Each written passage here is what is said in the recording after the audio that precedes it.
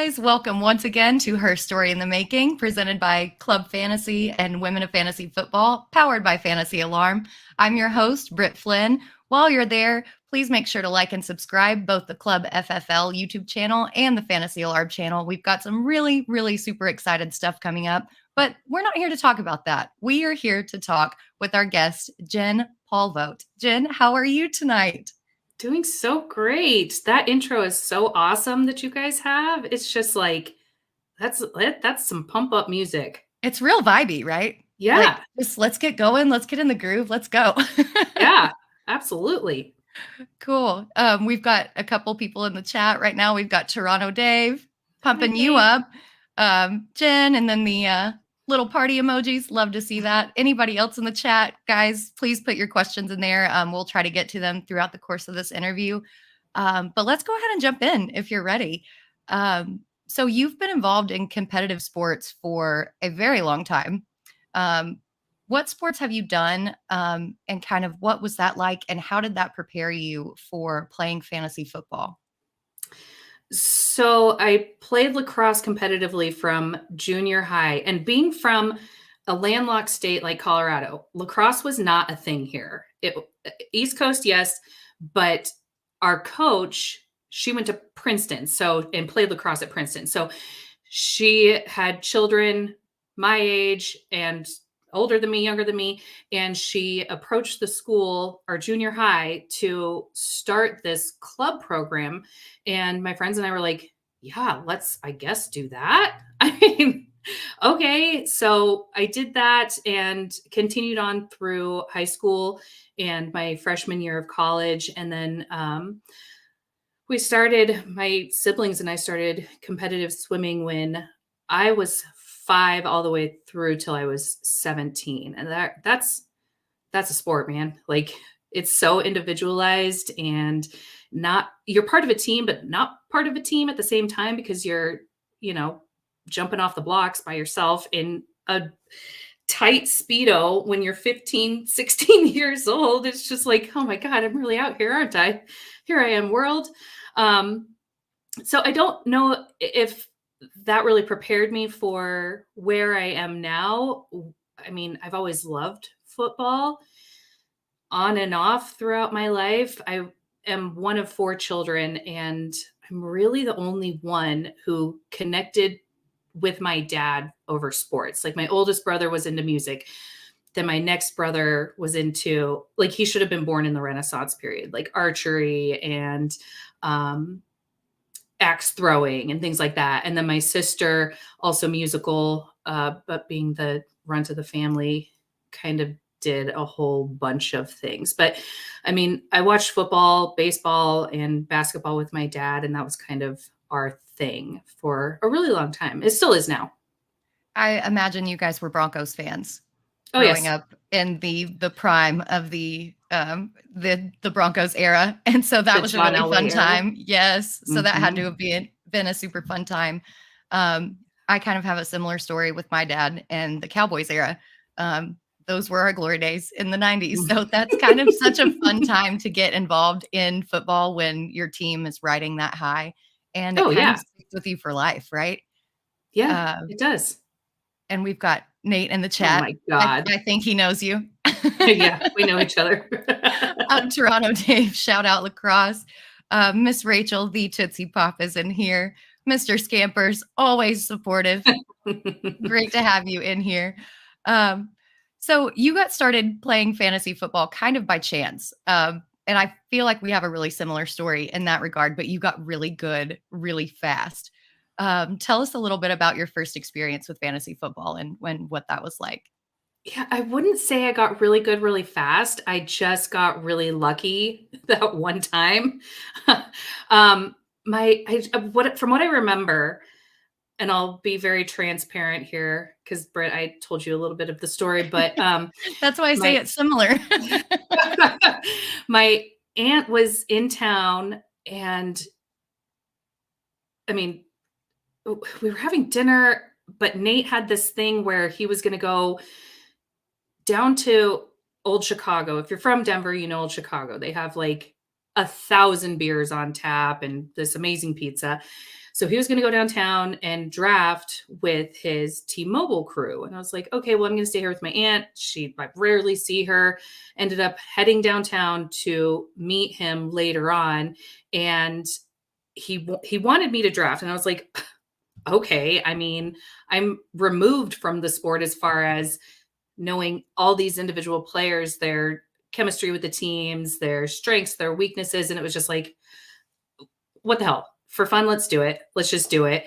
And my brother and his girlfriend at the time ended up coming down to Chicago at the same time. And we were playing pool, and I was making these just like ridiculous random picks. I mean, this was practically before the time of internet. There was no internet on phones yet. That was for sure. Like we all had the flip phone, like Motorola's. And so I was just picking at random. We had the draft board and everything. It was like in the league, like the beginning days of the league, if you're familiar with that show. And my first draft pick was Chad Ochocinco, and he basically won the season for me. And then I got so drunk that I passed out in the back of the car, and they drove me home. And it was like, okay, well, I guess that was that. And then managed the team throughout the season and ended up winning, which is like the most annoying story, right? Like this newbie comes along who knows nothing and manages to win. It's like, that is so annoying. No, I don't think that's annoying at all. I think it's annoying possibly for the fragile men who are in the league, because I had a similar story. People accused my husband of drafting my team for me. And I was like, no, I was zigging when others zagged, baby. And that's what you do. And that tends to win you leagues more often than not. And so I think that's a super cool story. How did that experience carry over into the next season and the next season? Did you adjust your draft strategy, or was it? I mean, I didn't really start getting into like really legit until 2015. So for the next several years, it was just like, well, I kind of know what's going on, kind of not. And zagged where others were zigging, as you said. And I don't think I won again for, I mean, maybe up until the last couple of years. But I was only in one home league, which we still have. And we started that home league in 2015. So that's been going about 8 years. And I've come in second, I've come in third. But obviously my strategy is far different than it was as a newbie who occasionally watched football to a person who's watching Red Zone 7 hours every Sunday and then Monday and then Thursday and in it, all the time. Yes. Rachel asks, was Nate proud or pissed that you won? Proud. He's always been proud of me for everything. Yep. I'm the And one who gets pissed when he wins. Yeah. Same here.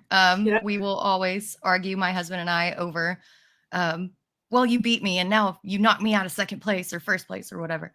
We kind of have that dynamic. Scamper says, drunk draft flex. Love that.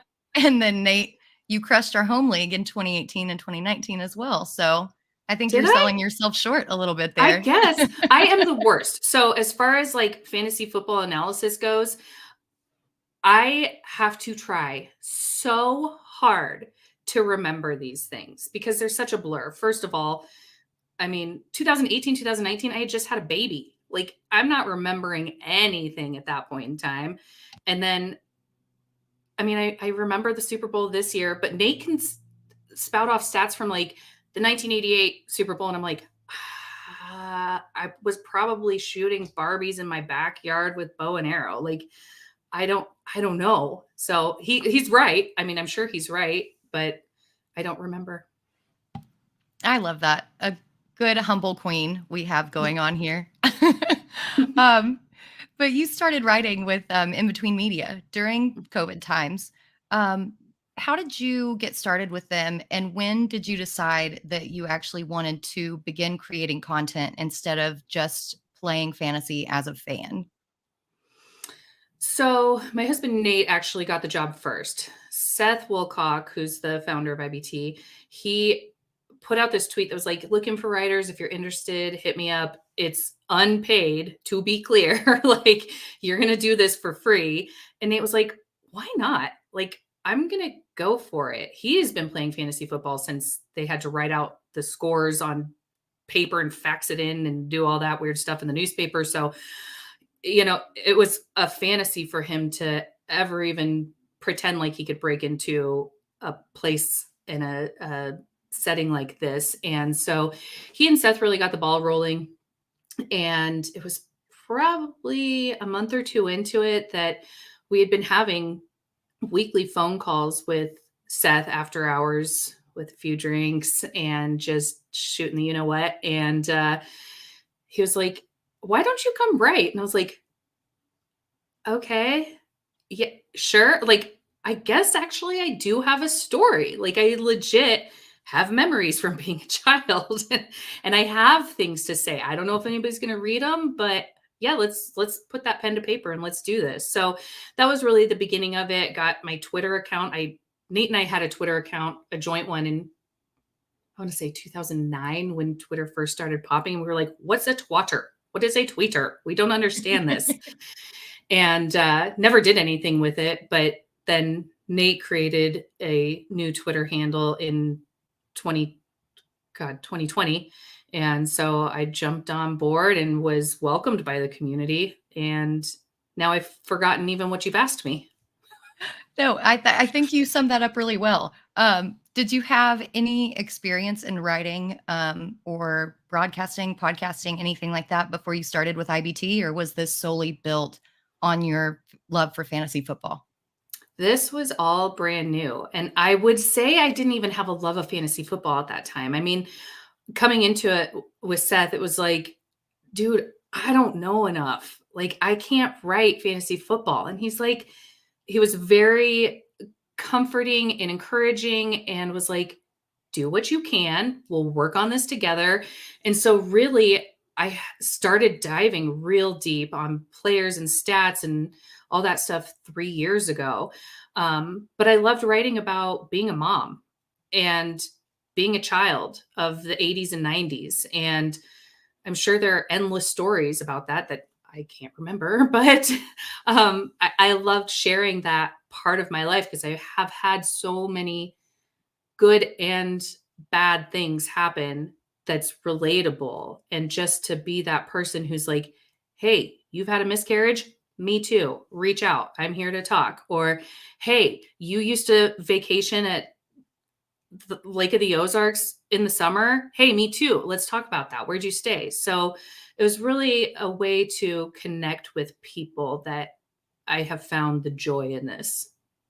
And that's the great thing about IBT, that they do frame all of their content in relatable stories. And it's a very fun, relaxing read for the most part. It's relatable. And I think that you do a great job in incorporating your life experiences and then tying it back into football. It's so interesting to see how you just connect the dots between that. And that's what makes you such a great writer.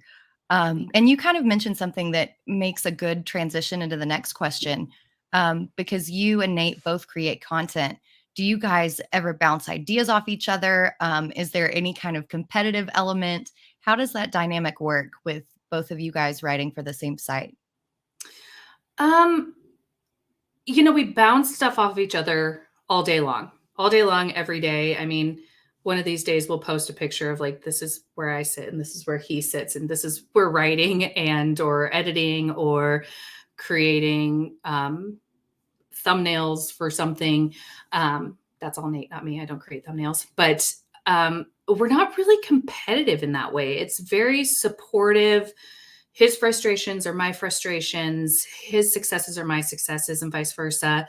And we're really annoying in that way. I think some people are rooting for us to, be neck and neck, but we were together 24/7 before the pandemic. So once the pandemic hit, we were like, and there's nothing different.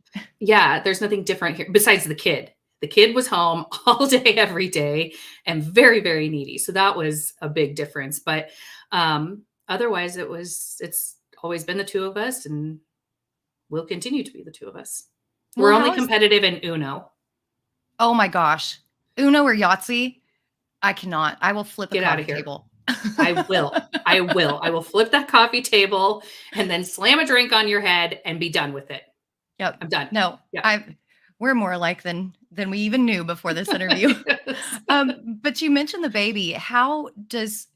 Because that's a very new thing, and especially since you and Nate had been together, um, like you said, 24/7 before the pandemic. How did bringing a kid into the world kind of affect how you guys balanced out creating content and how you guys balanced playing football, watching football, things like that? And I'm really interested in just how you are a super mom, because I could never imagine being a super mom.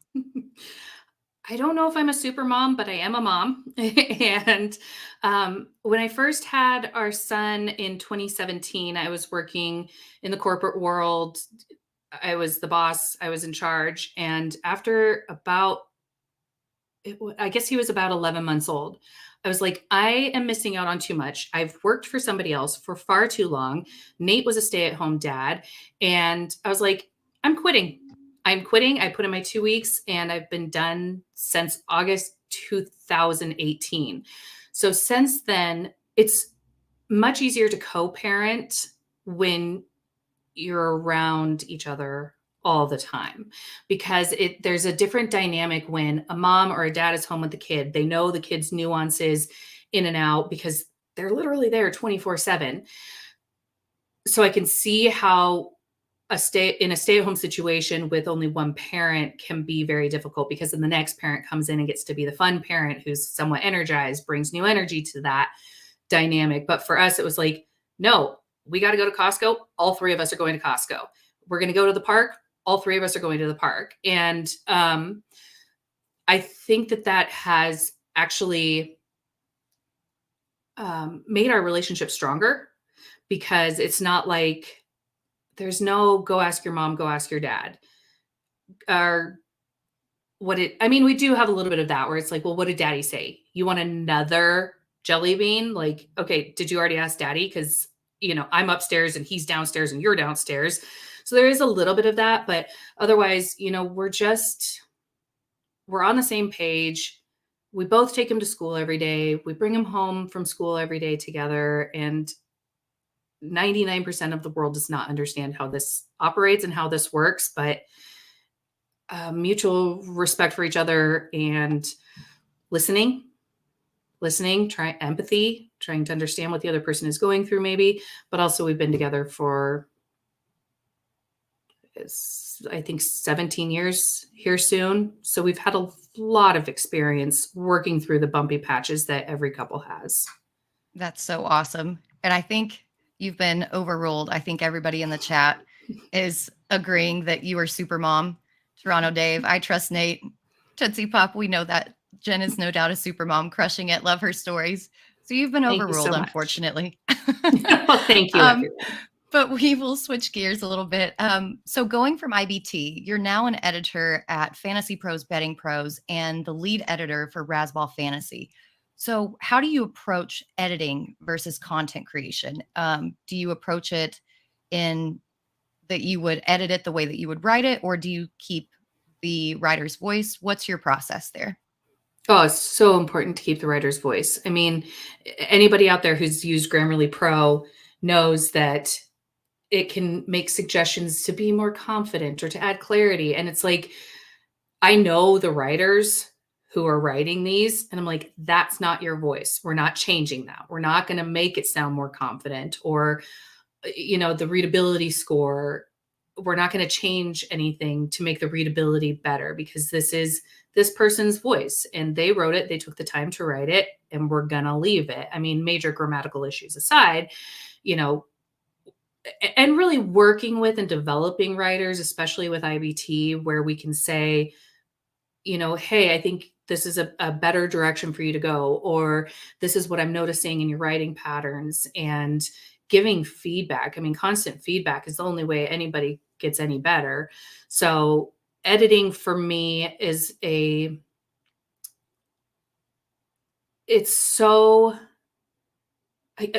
complete something and it's out there in the world. It's like, you wrote it, you have this diamond, I'm going to shine it up, and we're going to put it out there the best we can together. So it's just the completion part of it is so satisfying for me. And that's again why you're fabulous at what you do, because you just make everybody around you better. Um, I've seen it. Everybody's seen it in the chat. We don't need to go on anymore about that. But um, you're so good at creating so many different kinds of content and with editing. So, what is your favorite kind of content to produce? And how do you approach creating different kinds of media? I mean, that's kind of a tripod question. I enjoy my writing. At a certain point, there does come a time when it's like, how can I retell this story of my life that's still engaging, especially going through COVID, because we love to travel. And that's when a lot of our mishaps and mayhem and funny things would happen to us. And so without that portion of our lives for that couple of years, it was really hard to come up with content. You know, I stole a car when I was 15. It was my dad's business partner's car. So it's not like I had jacked a car from the streets, but you know, things like that, and digging deep into who I am and why I am the way that I am has brought a closeness with other people, and has also given me an outlet to lay it out there and be a legacy, somewhere for my son to go one day to be like, damn, my mom stole a car. Like, who is this person? So I love that part of it. But I also, like I said, love the editing, to be able to deliver a finished product that is beautiful and says something. It has been beyond what I wanted to do, that I knew I wanted to do. And you're very good at that. Again, you're so good at conveying and tying in a specific instance in your life to football and to sports, and it's just wonderful. And you've had so many great articles and great podcasts, but is there a particularly favorite moment of those in your career? You know, my favorite moment was our first time going to the expo. After everything had been lifted, I mean, we were still kind of masking, but kind of not. And to meet all of these people who we had forged relationships with over the course of 2 years, who were still in the space, you know, because there were a lot of content creators who fell off because they were like, I'm not making money at this, which is totally understandable. It's not easy to make money within the space, but to just be with those people and feel that energy. And even the next year, Dave's first year was last year, and it was awesome to meet him in person. You know, just meeting all of these people face to face, and to hang out with them and share a beer or 20 or 40. And that experience is something that you don't know until you've been there. And why we are like, please, everybody come, is because it is truly amazing. And I was trepidatious going. I was like, how do I fit in with all these guys? Like, yeah, I know them, but do I know them? Like, how do I do this? You know, especially as a woman in this space. I think that year I was definitely one of a handful. And last year we had a bigger showing of women, which was awesome. And hopefully Yeah, this year, even more. exactly. You took the words right out of my mouth. I hope that this year we have even more people, a bigger panel for women of fantasy football, and to show that we're there and that we know what we're talking about, and even a bigger contingent of guys there who are there to support us and who just kind of lend themselves and blend themselves into this family. But we always know, hate to get a little bit on the darker side of things, but we always know that there are people out there who don't exactly exhibit positivity. So we're going to switch gears and ask you, what are some of the more challenging things that you've faced in your career and in the fantasy football space? You know, I don't know if this is necessary. I don't think that it is necessarily a woman thing, but the imposter syndrome of I, knowing a stat or being able to join a conversation and be found out that you're a fraud when really you're not. It's just like, I just don't know that. And proving myself to myself that I can do this. And it takes time to learn these things. And I feel like the majority of the men in this space, at least the ones who I interact with, they're very understanding and welcoming and open to discussion, and that it's okay to say, I don't know who you're talking about. I don't know that player. I can't tell you what I think about them in this certain scheme. Like it's about everybody's mutual enjoyment of this space and this topic that I think is more important than proving who knows more about what. And I've felt very welcomed. I haven't had a whole lot. I have had some, haters coming at me, but whatever, dude. You're hiding behind your keyboard. I don't know you. You're not one of my you don't even have people. A profile picture. Right. You have 0 followers and you joined January of 2019. You're literally out there bullying, and okay, if that's what you need to do to make yourself feel better, that's fine. But to each their own, I guess. Exactly. And I think that's very good advice. Before we go to the next question, guys, we're kind of getting up against it. So if you guys have any questions that you want to ask Jen, throw them in the chat so that we can get to them before this convo ends all too quickly. I can't believe we're already close to the end of it. But I know. that was very good advice that you just offered about kind of shrugging off the haters and being confident in yourself. But what other advice would you give to others trying to create a career in the fantasy sports world? And what do you wish you knew when you started? I mean, it's the old adage of it's not what you know, it's who you know. Making those connections, being sincere, being your true self, offering something to the community, and knowing it's not going to happen overnight. I mean, we've been at this for 3 years now, and it has been a long and hard road. And I hope we have done things to change the way that this whole industry operates. Not we as in Nate and me, but all of us who kind of came into it during COVID or maybe a little bit before and have worked our butts off to make things easier, work harder, or work smarter, not harder kind of deal. So me 3 years ago, I would have been like, just be patient. It's your least favorable attribute. You are not a patient person. I'm way more patient now that I have a kid, but patience and hard work. Like it literally is. You have to put in the time. You have to put in the effort. You have to do the work. There's no easy way into this industry, into this space. Being sincere and genuine just has helped us go that extra distance. And I think that's absolutely right. And everybody in the chat, everybody watching can speak to that. I think that's why they are endeared to you, because you guys are such genuine and nice people. Nate popped in the chat and said, "Who is your favorite fantasy analyst?" Shut I up don't know and if he get was out of being here. a little self-aggrandizing there, but Yeah. but we're getting up to it. Any more questions, throw them in the chat. But since this show is called HERstory in the Making, tell us how you see your story continuing and some goals you're setting for yourself in this space in the future. Yeah.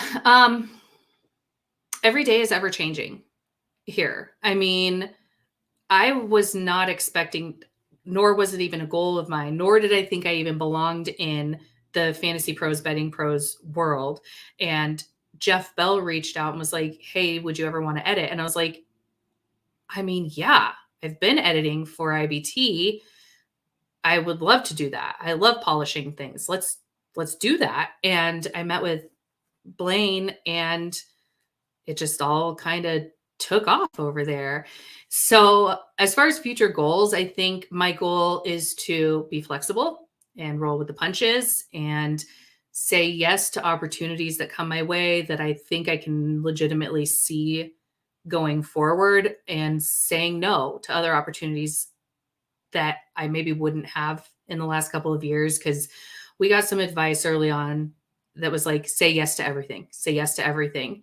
And we did. And now that we're here, it's like, now it's okay to say no to some things. So I don't know if I answered your question. Otherwise, I want to still be here, moving forward. Just as far as where I am, I'm open to new opportunities and flexible with the things I do, because I didn't know I loved editing until I tried it. So that's all very good advice. It's been such a pleasure having you on, and I'm so sad that this is over. It's been such a fast 30 minutes, but can you tell everybody watching where they can find your work and where they can follow you on socials?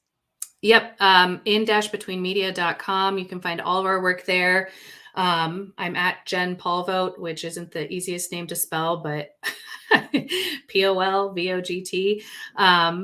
And that's, I think I'm terrible. I will tell you that, admittedly, that Facebook and Instagram are not my thing. Even Twitter's not really my thing. So I like, I'll tweet my life. I will not necessarily tweet my football takes, but I'm everywhere. It's just a matter of how often I'm active in those places. Well, I love it. Again, thank you so much for coming on. Thank you guys for watching. Remember to like and subscribe to the Fantasy Alarm YouTube channel, the Women of Fantasy Football YouTube channel, the Club FFL YouTube channel, all the channels. There's too much to miss throughout the three of those. Y'all can't afford to not sign up. We'll be back in 2 weeks with another really special guest. And join us then. Jen, thank you so much again. Thank you for inviting me.